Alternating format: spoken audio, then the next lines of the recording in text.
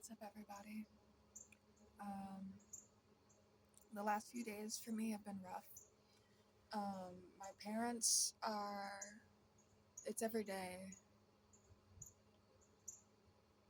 I don't have a way to go to college. I graduated high school in 2023, and it's almost 2026. I will be 21 years old. February 26th. I've been out of school for almost 3 years, working different jobs. Um, this is my longest unemployment stint because my last job has now been 9 months ago. December of 2024, I was working for UPS as a seasonal driver helper and did not get hired on. I actually injured my leg during that job. It was just a month of hopping on and off the delivery truck every day for 8 hours. Anyways, I hope you guys are doing swell. Thank you for clicking on this video. Thanks for watching and spending some time with me today. Enough about my problems. Let's get into society's problems collectively as a whole. I have a new collection of entries. Yes, Google Doc will be in the description as a link below. You guys know the drill. If you've seen my content before, this collection of entries is titled Stretch Your Face. Okay, why did I title this collection Stretch Your Face? I titled it Stretch Your Face because I really love the song by Tobacco, and it's used as a theme song for the show Silicon Valley, which is also very hilarious. And also, it just makes me think about the world, like the structures that we have built in society as a whole. When you take one thing, for example, like gender wars, feminism, when you stretch yourself out, how do I want to word this? When you allow yourself to become a free thinker, you are allowing other people to become free thinkers as well. Stretching their faces, stretching their realities, stretching what they perceive to be as one-dimensional reality and making it multidimensional. Hopefully that makes sense. I'm not the best with talking, more of a writer.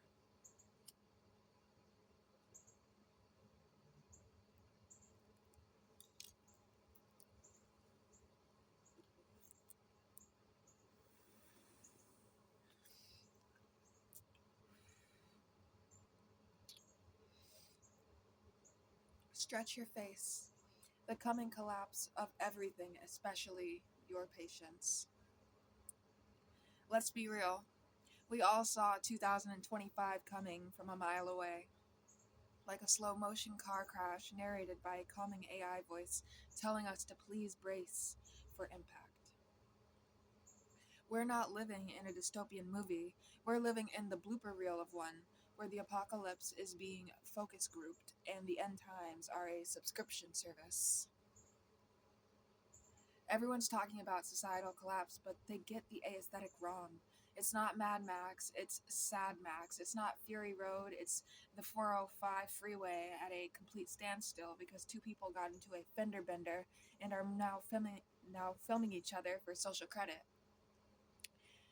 Clout instead of exchanging insurance information. The collapse isn't an explosion, it's a slow, tedious deflation, like a whoopee cushion sighing out its last pathetic breath. And at the heart of this deflation are two intertwined viruses shredding our social fabric: the gender Cold War turning hot, and the actual world wars we're too overstimulated to notice we are already in.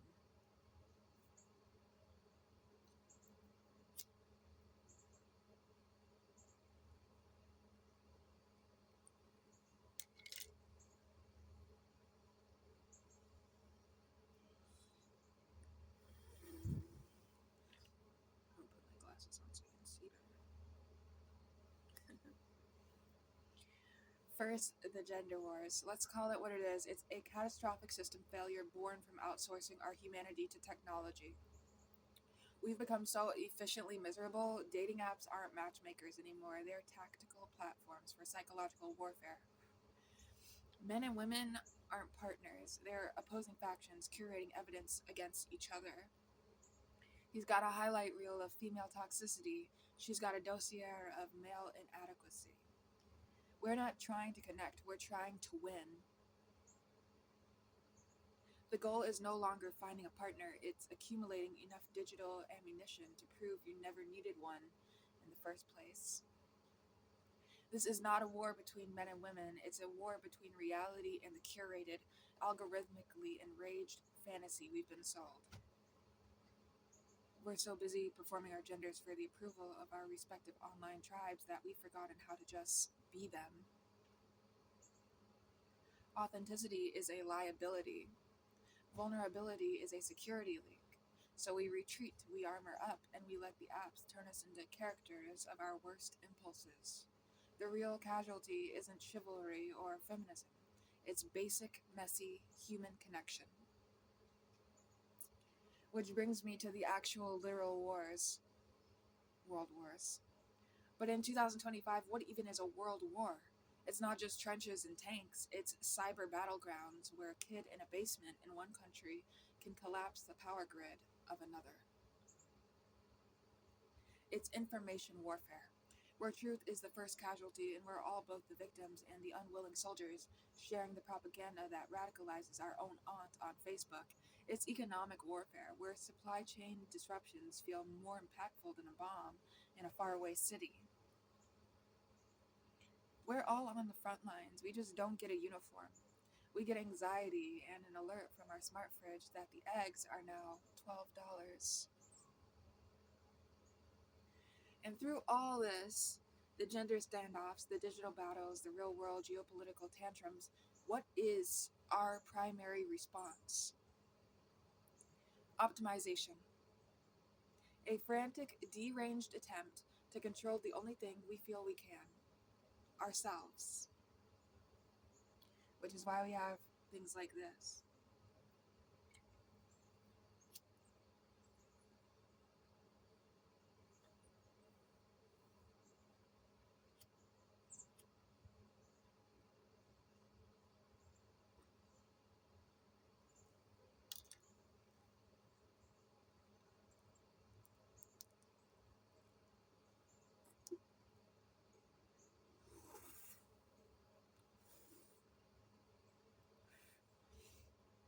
It's the perfect metaphor for our collective psychosis.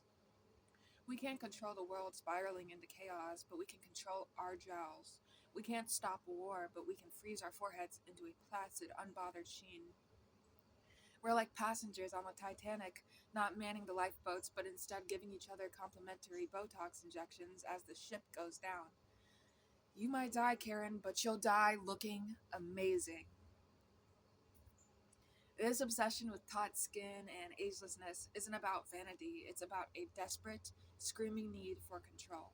It's about constructing a personal reality so smooth, so filtered, so devoid of the evidence of stress and time that we can almost believe the chaos isn't happening. If our face doesn't show fear, does the fear even exist? If we can't frown at the news, are we truly complicit? We're stretching our faces to fit a new digital reality, to become avatars that can survive the coming collapse unscathed. But in doing so, we are erasing the very thing that might save us: our humanity. Our ability to show empathy on our faces, to wince in pain at another's suffering, to furrow our brows in concentration to solve hard problems, to laugh until we get crow's feet, a map of joy etched into our skin. The real collapse won't be when the power grid goes down.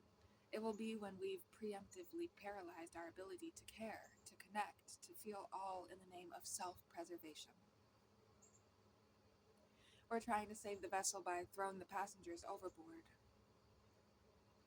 So maybe the most radical, rebellious, world-saving act left in 2025 is to let it go. Let your face fall. Let it show the miles, let it express the sheer, unvarnished horror and beauty of being a conscious person at the end of the world. A wrinkle from laughter is a flag planted in defiance of despair. A frown line from grief is proof you still have a soul. Stop stretching your face, start stretching your heart. It's the only thing they haven't figured out how to commodify yet, and it's the only weapon we have left that's worth a damn. Cheers to that, folks.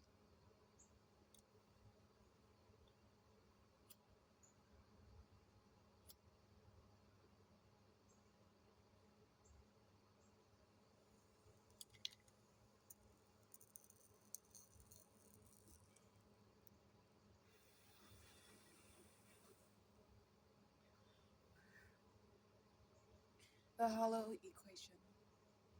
Conspiracies of the Universe. The universe is not quiet. Between signals, between the heartbeat of stars and the pulse of Earth, there is a whisper. It is not noise, it is residue from the first lie, the first act of creation, the first experiment. They tell you the Big Bang happened, Big Bang Theory. I hear it differently. Staged, rehearsed, a bright distraction while something slithered unseen behind the curtain. Somewhere in the photons, folded into matter, is intent.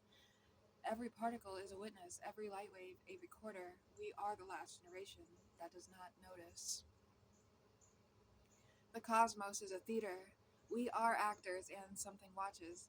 Time curves, bending like a spine, forced into posture. Space stretches, expanding into itself like a wound that refuses closure. What you call reality is suggestion, repeated until belief hardens it into shape. Every star is a pulse, every orbit a heartbeat, every collision an accusation, and the whisper says, look closer. Everything is deliberate, nothing is free. We drift through the void unaware, yet every atom remembers, every photon records, every moment is deja vu, echoing from a beginning that may not have been accidental. The singularity, all matter compressed into a point smaller than comprehension. Then suddenly, expansion. Galaxies form, stars ignite, planets drift. Too precise, too clean, too deliberate. The real conspiracy, the bang never ended. Every atom, every thought. We are shrapnel, dust, residue of a fireball still raging. Evolution, or evolution as we know it, has been indoctrinated. Our beliefs have been indoctrinated. Okay, people? That's all I'm going to say. Well, that's not all I'm going to say, but that's just a sidebar. Okay. Equations tell one story, and textbooks tell another. But the whispers tell the truth. Someone designed it, someone watched it, and the universe continues to perform for eyes unseen. Every collision between particles is punctuation, every supernova proclamation, every orbit a sentence. Gravity is not attraction, it is judgment. We imagine beginnings, the universe imagines endings, and in the spaces between galaxies, in darkness behind starlight, I hear the laughter of the architect. If you know, you know. If you don't know, well then, people, there's something seriously wrong.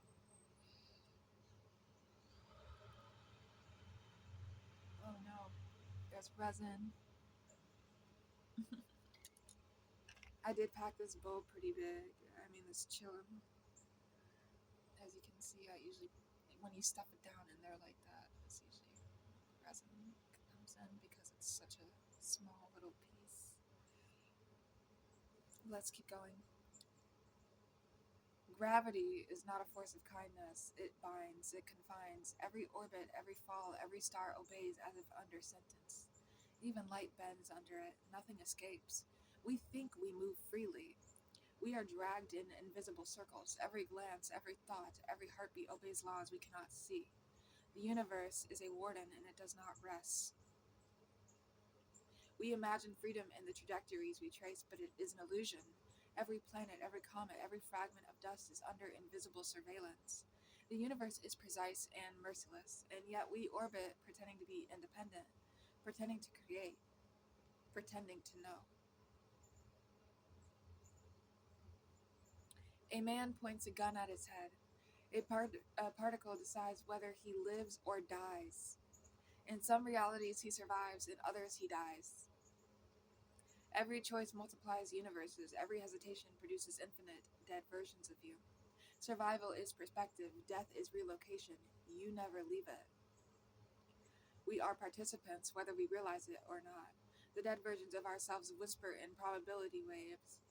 We are immortal, only in illusion. The conspiracy is that every moment we survive, countless others die silently.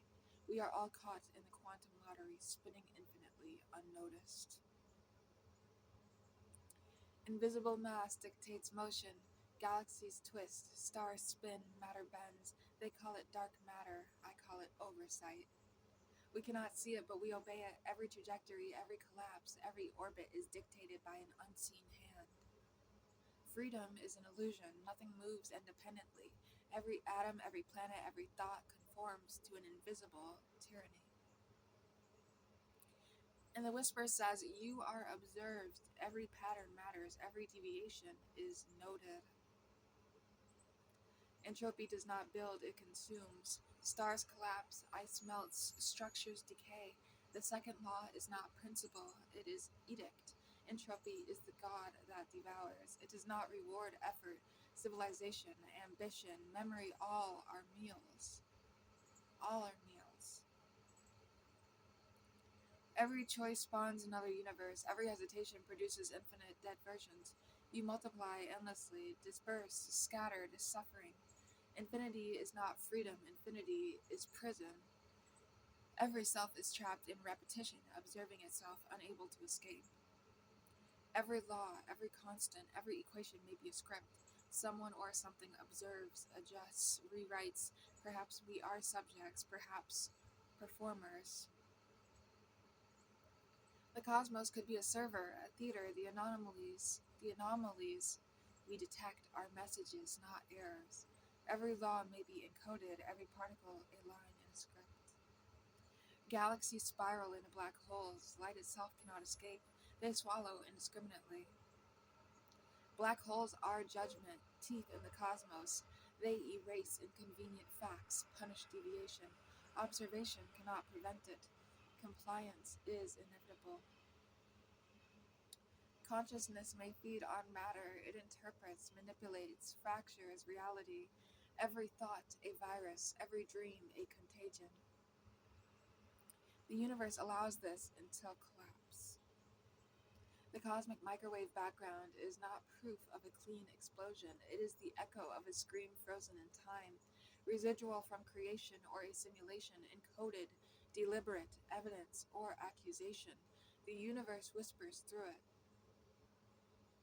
Time is not a river, it is a thread stretched, fraying, observed, adjusted, past, present, future, elastic, manipulable.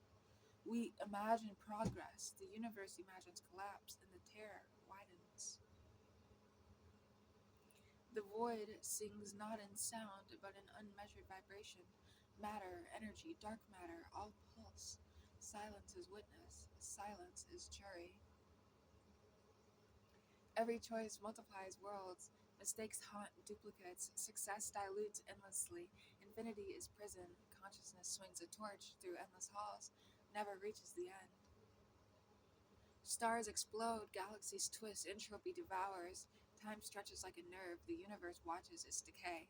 We are witnesses and actors, significance imagined, perhaps irrelevant.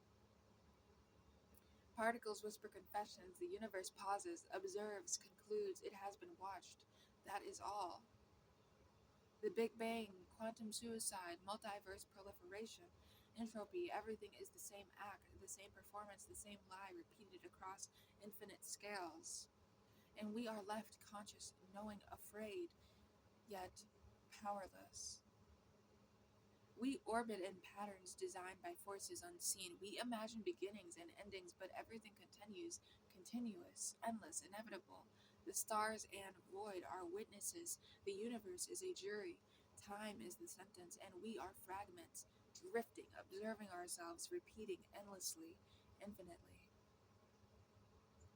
The end is not silence, the end is observation, the end is the awareness that the cosmos has always been watching itself, and in that watching, everything is complicit, everything is performance, everything is a lie. I took off the glasses mainly because I don't like the reflection of my talk while I'm reading it. And I want to say one thing real quick. We just finished up a longer one there, but most of these are pretty medium-sized entries, so this will be a longer video. Um, but about glasses and about being disabled in society. So I don't even have an entry on this, but I am going to start writing an entry on this. I'm drafting one currently because I have been needing glasses or wearing glasses since I was in third grade. So elementary school, it got pretty bad. My vision. I was in class one day and we were doing math, and the teacher had a presenter up or a presentation up, and I couldn't even read it. It was so blurry, and everything just it automatically hit me like it became a blur. Words became blurry, and I became so self-conscious. And I think so many people in the world are needing glasses now that it's not even funny. It's like I just read something yesterday, an article about supposedly by the year 2050 we are going to have, if the diabetes issue continues to grow, which I don't see why it wouldn't continue to grow with all the processed foods, fast foods, and sugar, we are going to have 50% of the population by the year 2050 will be silently untreated with the diagnosis of type 1 or type 2 diabetes. It's mainly type 2 diabetes. And with type 2 diabetes, if you're familiar with diabetes itself as a disease in the body, usually when your vision gets really bad or it gets worsened because of all the nasty food you're putting in your body, your vision will get worse. And that means you could actually potentially go blind. Um, and I'm going to continue drafting up possibly my next collection of entries will be solely dedicated to vision and to parts of the body, um, because every day I think about it, and I'm only 20. It's just all the cigarettes that I've smoked, all the liquor that I've drank, all the cannabis that I've smoked. But there are indeed worse drugs to do, like meth, like smoking meth or shooting up heroin. But this is just addict talk. You know, there's always worse drugs or worse substances. But liquor is literally poison, for example. Ruins the body, causes cancer, causes heart disease, all these different things. So there will be the body scientists uh, series coming soon. I believe that's what I'm going to call it, is the body scientist. And I want to call it that because there's a YouTuber actually, the body scientist 81. Her name is Makeda Valera, and she talks about cannabis medicine, but she also talks about um, a few other things in regards to like holistic healing, holistic body healing, and um, how to properly eat and get all the vitamins that you need. She talks about fermented foods, and uh, she knows her stuff. I will say though, I disagree with her about one thing, and that's her views on cannabis, because her one view on cannabis is that it is not addictive, and I would say otherwise. I'm 20 years old.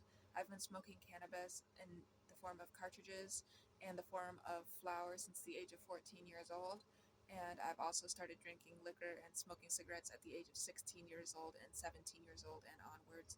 The last few years have been rough in those regards, and I will say cannabis started off everything for me, because when I got cannabis the first time, I got vapes the first time, as in nicotine vapes. I was 14 years old, 15 years old, freshman in high school. Very easy access to get it in a public high school, of course. That's America for you. But anyways, I've been smoking cannabis every day all year this year, and I'm only 20, and I've been unemployed for the last 9 months. It has made me lazy. It has made me unmotivated, and I don't know how to quit it without going through the worst withdrawals of major depression and wanting to commit SUI. You guys know the rest, but I'm also living with my parents, and therefore that's why I smoke heavily, is because I constantly have to deal with mental anguish from my parents and my family, and this has been my entire life, and that causes a lot of stress on the heart anyways. But when you're smoking, it actually causes stress on your heart because your heart has to work overtime now. And I've actually been in the emergency room for cannabis induced um, heart palpitations. Like, I ended up ordering edibles online just a few months ago this year. I ate two of these edibles, and they had THCA, and they also had magic mushroom extract. And I ate two of these, and my heart started palpitating. I felt like I was going to have a heart attack, and I ended up in the emergency room. They had to do an EKG, put all the stickers on my chest, and what had happened was I was moved to a different hospital, and they said I have to wait it out. And that's another thing, is when you're African American or you're a person of color and you smoke cannabis or you have any medical issues, of course there's medical disparities, and this goes all the way back to slavery, um, where black people or people of color have always been treated lesser than whites in regards to medical diagnosis and preventable treatments and preventable diagnosis, or just earlier blood work, earlier um, tests for people of color to get the treatment that they need. It's a medical disparity, it's health disparities. So, of course, if I had a heart attack and it was the cannabis's fault or the gummies, they would have just said, well, on the bottle it said only take one, but you were 19 years old or you were 20 years old and you decided to take two. So you did it to yourself. So I'm just going to continue this video now. We've been continuing the video. I'm going to continue reading from the Google Docs. Stretch your face. Let's get into quantum roulette. I wake in a room that is not mine. The walls breathe. They pulse in colors I can't name. Colors that bleed into one another and into my skin. The floor ripples beneath me like liquid glass, and I realize I am standing on a universe that does not want to exist. My reflection in a cracked mirror grins at me, though I swear it shouldn't. A voice, or maybe a thought, whispers, every choice is a universe. Every breath is a bet. I think about the gun. In my mind, I spin the cylinders, pull a trigger, nothing. I wake again and again. Ghosts of the me that did not survive flicker around the edges of my vision, pale and screaming, pressing into the walls, folding into the air. Every blink is a collapse somewhere, every inhale a survival. I walk toward the mirror, my fingers meet the glass, and the world fractures. I am inside it now, a body of light, smoke, and ink. My own voice echoes back at me, distorted, urgent. Welcome to the taste of yourself. I dive into red ink that wraps my limbs like fire and ice simultaneously. I feel other versions of me, all of them screaming in pleasure, terror, ecstasy. I try to resist, I try to pull away, but every movement splits me further. I call out in a chorus of unearthly harmonics, floods my body, vibrating into bones I didn't know I had. The ink stretches, becomes a corridor, becomes a hall of mirrors where each reflection is a me I never knew. One of them reaches out a hand of liquid flesh. I touch it. It fuses with my nerves. Pleasure, terror, and electricity flood my system. I feel memories of bodies I never knew, moaning in impossible harmony. My vision doubles, splits, multiplies. I step across black shards embedded in the floor. Each cut embeds memories in my mind. They pulse with a rhythm that is not mine, a rhythm that makes me sweat and shiver and want to scream. I leap, I fall, I merge with shadows and light alike, dissolving and reforming endlessly. Sometimes I surrender, sometimes I fight. I am both alive and dead, observer and participant, merging with impossible lovers, with figures that are all body and electricity, moaning and whispering in languages my brain cannot translate. Time has no meaning, space has no limits. I reach for hands that aren't mine, I touch bodies that fold into themselves. I scream and laugh at the same time. I feel the pull of infinite universes, and I understand quantum suicide is not death, It is survival multiplied, stretched, twisted into infinity. Every choice I make is a collapse somewhere. Every choice I avoid is a survival elsewhere. Elsewhere. I run through halls of flesh that pulse like hearts. The ceiling drips with impossibility. I climb into voids that stretch like liquid space. I am weightless. I am infinite. I am nothing. I am every version of me that ever lived and died simultaneously.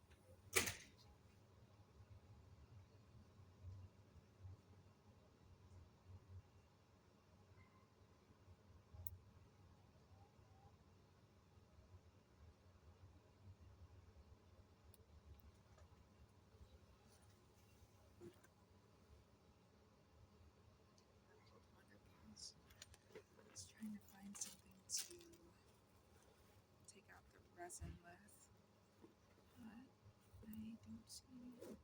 Oh, there it is.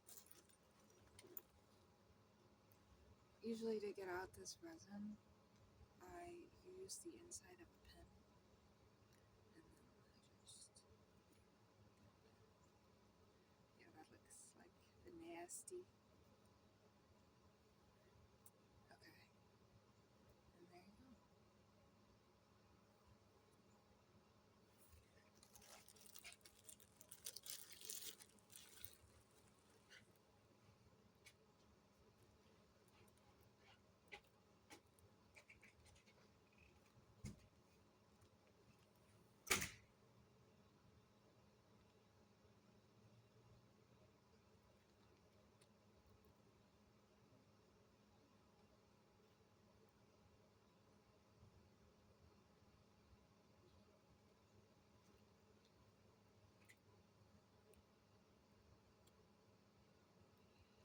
I don't know if my neighbor's gonna keep coming outside.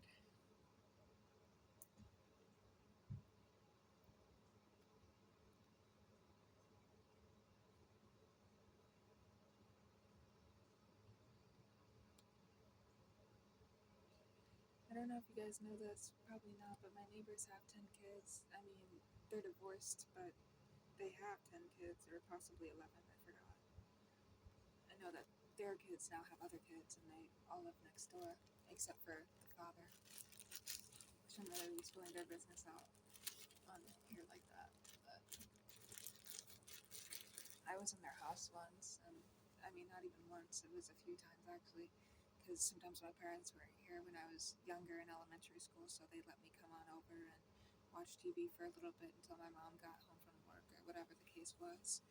Um, there was one time where I got actually really high, and I went over to my neighbor's house. I think I was like 17, 16 or 17. I got high, and I went next door, and I was like, "Can I come inside and use like a phone charger or something?" Something about my parents, and something about my situation, but it was really weird, and I think it's because I had smoked a black market cart, and I got way too high, and it scared me. But they were really chill. They didn't care at all.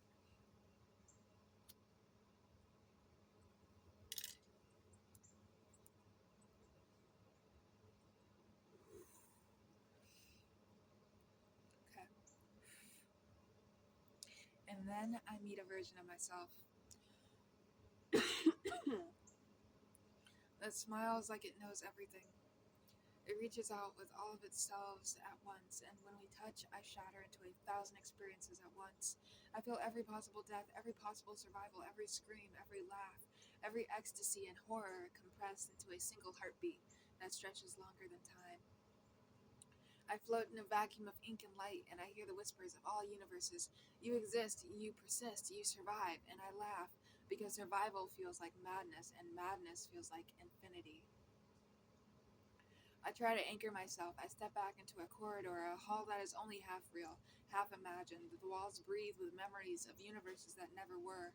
I see a figure made entirely of flesh and possibility, moaning in impossible syncopation with the pulse of the cosmos. I merge and again I split.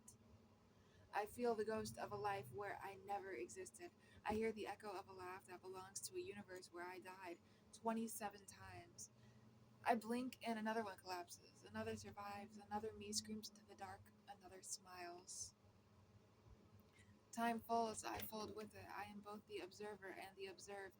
I touch the walls. They taste like possibility. I run my hands across the floor. It pulses like a heartbeat, not my own. The ceiling stretches into infinity. I climb it and fall and float and merge with light. Somewhere a gun exists, and somewhere I pull the trigger. Somewhere I survive, somewhere I die, somewhere I merge with the universe and become nothing, and somewhere else I am infinite. Eventually, or maybe not eventually, I stop. I am alone, but I am not alone. I am alive, but I am dead. I am aware that the universe whispers, "You survived again." I blink somewhere a universe ends. Somewhere I continue. Somewhere I am a ghost. Somewhere I am a god. Somewhere I am laughing. Somewhere screaming. Somewhere nothing. I breathe. I exist. I survive. And in that survival, I understand quantum suicide is not a tragedy. It is the most beautiful, terrifying, infinite thing a consciousness can taste.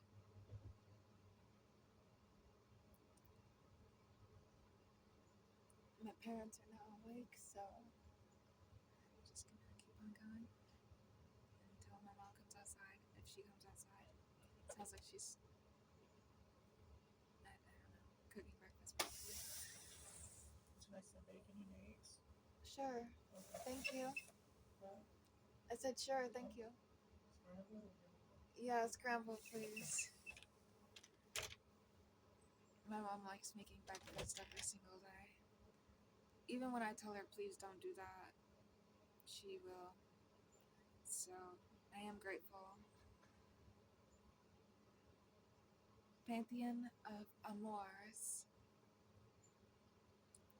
Table of Contents.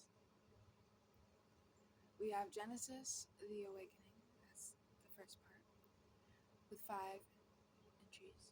1 is the first omen, age, sex. 2 is Sunday School Revised. 3, a redefinition of best friend. 4, the catalyst, her in the yearbook. 5, Olympus sends a memo. Part 2, the androgynous survival guide, a primer. 1, on the sacred art of the tie. 2, the suit, your second skin. 3, a defense of sharp jawlines. 4, cargo pockets, a love sonnet. 5, how to command a room without saying a word. 6, the grammar of a smirk. 7, notes on femininity as strategic camouflage. 8, the power in a single earring. 9, hair to cut or not to cut, a dramatic monologue. 10, survival is a well-tailored blazer. Section 3, Part 3. The First Temple. Initiation Rites. 1, a map of her freckles. 2, the theology of the first touch. 3, permission, whispered. 4, the unholy symphony of a zipper. 5, first time, a field report. 6, on the discovery that skin could taste like this. 7, nerves translated. 8, the morning after a new sun. Section 4, oral traditions, liturgy, and devotion. 1, ode to the altar. 2, how to worship properly. 3, receiving a lesson in gravity. 4, the agnostic learns to pray. 5, a hymn for hips. 6, the geometry of a curved back. 7, feedback, a chant. Section 5, scissor work, a mechanical and spiritual inquiry. 1. Not a metaphor. 2. A practical guide to leverage. 3. The poetry of counterpressure. 4. When the mechanics fail, try alchemy. 5. A satirical ode to the skeptics. 6. The afterglow, sticky and triumphant. Section 7. Oops, I forgot. There's mutual veneration, the ritual of us. Instructions for my hands on you, the synchronized breath, a feedback loop of want. 4 hands are better than 2. The summit we reach together. And finally, section 7. The Chronicles of Us, a case study in Friends to Lovers. Before, the Platonic delusion. The glitch in the matrix, the look that lasted too long. The first betrayal, my heart to my brain. The confession, delivered via text, like heathens.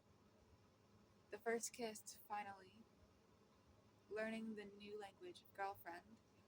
The first fight over something profoundly stupid. The making up, the best part. And Pantheon, the dedication to her.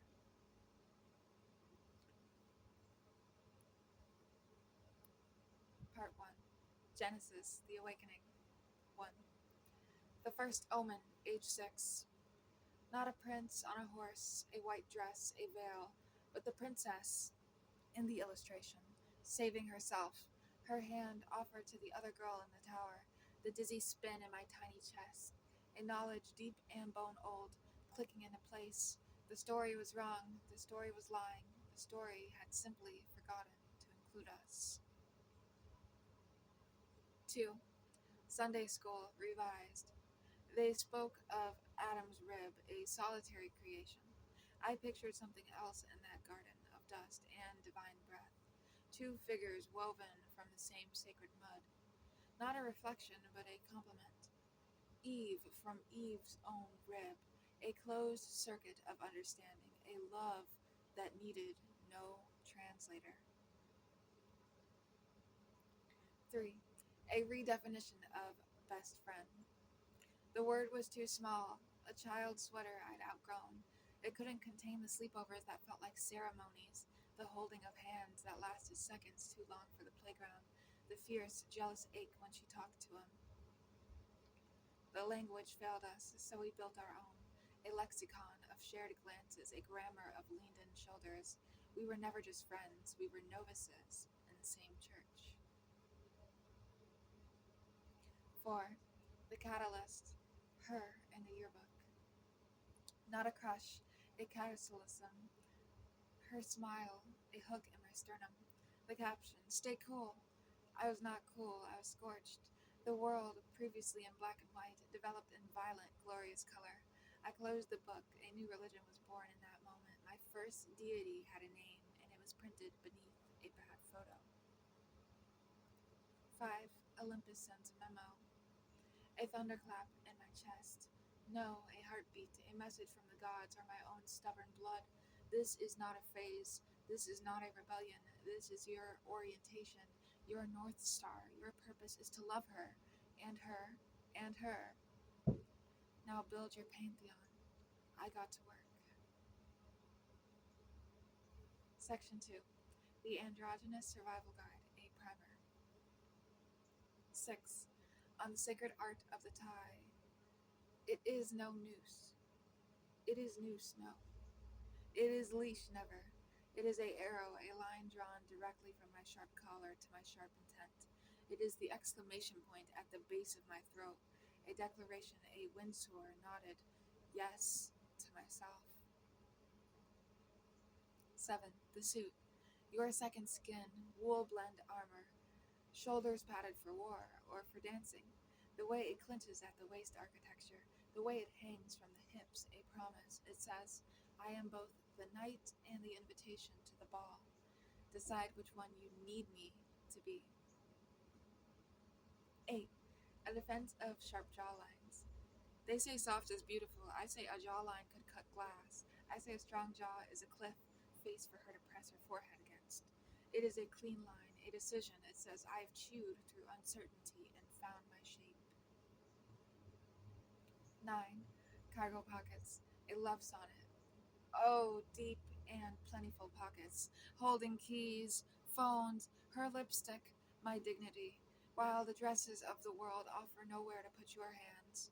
You offer a home for my fists, my phone, my secrets, functional, beautiful. 10. How to command a room without saying a word. Enter, pause, let the suit do the whispering. Let the eyes, lined or not, scan the terrain. A slight lift of the chin, a hand in a pocket. It is not arrogance, it is occupancy. You are not asking for space, you are defining it. Section 3. The First Temple. Initiation rites. 16. A map of her freckles. I was not lost. I was an explorer. The constellation of her left shoulder blade. Cassiopeia, I decided. The scatter across her nose, the Milky Way. My mouth, the vessel charting a course from nebula to nebula. I was learning the universe by heart.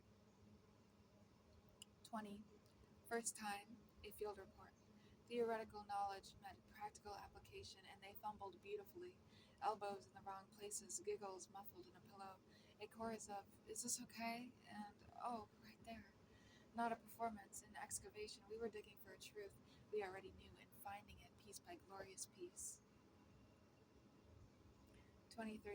The morning after, a new sign waking up was not a regret, it was a revelation. The slant of light on her back, a gilding, the scent of her on my sheets, a baptism. The world had not ended, it had in fact just properly begun.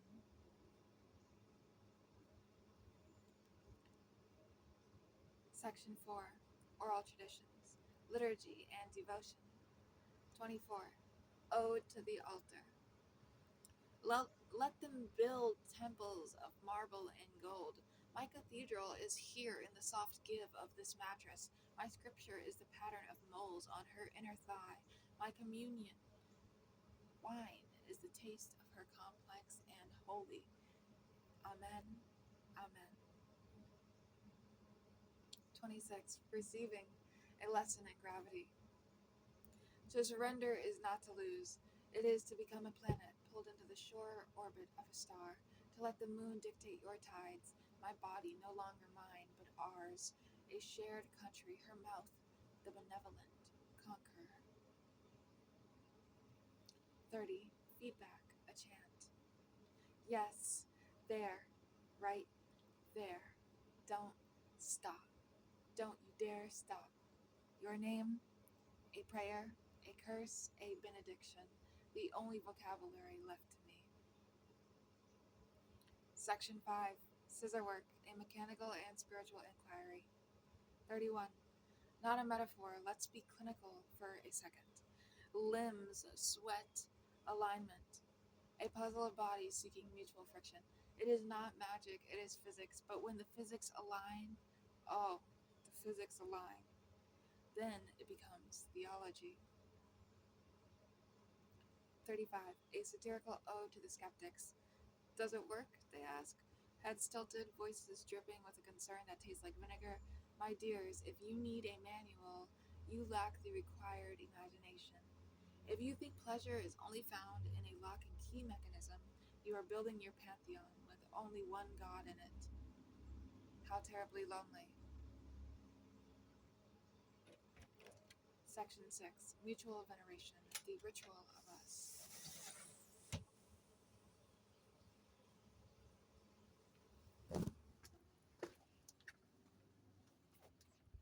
My mom just let down the screen. It is super foggy outside. So I'm gonna finish up these sections and then make a part 2.